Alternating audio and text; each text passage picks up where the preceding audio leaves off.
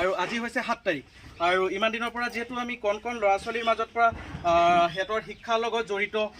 ৰিলিফৰ কাম আমি ইমান দিনে কৰি আছিলোঁ আৰু ঠিক আজি আকৌ 6 তাৰিখৰ দিনলৈকে এতিয়াও আমি কৰি আছোঁ আৰু আজি আছোঁ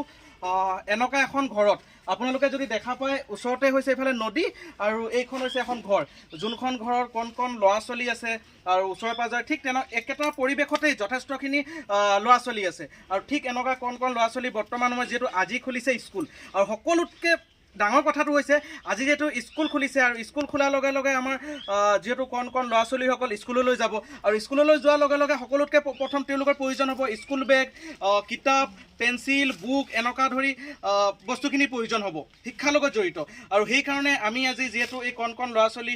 ভাইটি ভণ্টিসকলৰ ভৱিষ্যতৰ কথা চিন্তা কৰি যে সিহঁতিও ভৱিষ্যতত আৰু আগুৱাই যাওক আৰু সিহঁতিও গৈ পিনি দেশৰ এজন সুনাগৰিক হওক আৰু আমাৰ অঞ্চলৰ ঠাইবিলাকৰ নাম তেওঁলোকে উজ্জ্বল কৰক আৰু তেওঁলোকৰ কথা চিন্তা কৰি আজি তেওঁলোকৰ কাৰণে মই লৈ আহিলোঁ স্কুল বেগ বুকছ কিতাপ আৰু তেওঁলোকৰ মা দেউতাহঁতৰ কাৰণে নাইটি তাৰপিছতে নাইটি এইফালে মা দেউতাৰ কাৰণে গেঞ্জি এনেকুৱা ধৰি সামগ্ৰীসমূহ লৈ আহিছোঁ আৰু সেই সামগ্ৰীসমূহ আমি এতিয়া বিতৰণ কৰি যাম আৰু আপোনালোকৰ অঞ্চলত যদি তেনেকুৱা কণ ল'ৰা ছোৱালী আছে আৰু এনেকুৱা শিক্ষাৰ লগত জড়িত বা তেনেকুৱা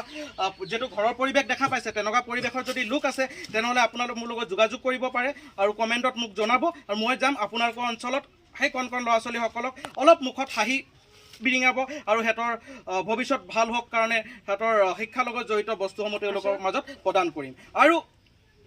আপোনালোকে যিমান পাৰে এই ভিডিঅ'টো আপোনালোকে শ্বেয়াৰ কৰিব আৰু শ্বেয়াৰ কৰিলে যেতিয়া কণ ল'ৰা ছোৱালীৰ মাজত যাব বা সেই ঠাইসমূহলৈ যাব মই সেই ঠাইলৈ যাব পাৰিম আপোনালোকে যদি মোৰ এই কামবিলাক ভাল পাইছে তেনেহ'লে শ্বেয়াৰ কৰিবলৈ নাপাহৰিব আপোনাৰ এটা শ্বেয়াৰ কাৰোবাৰ ভৱিষ্যত ভাল কৰিব পাৰে ধন্যবাদ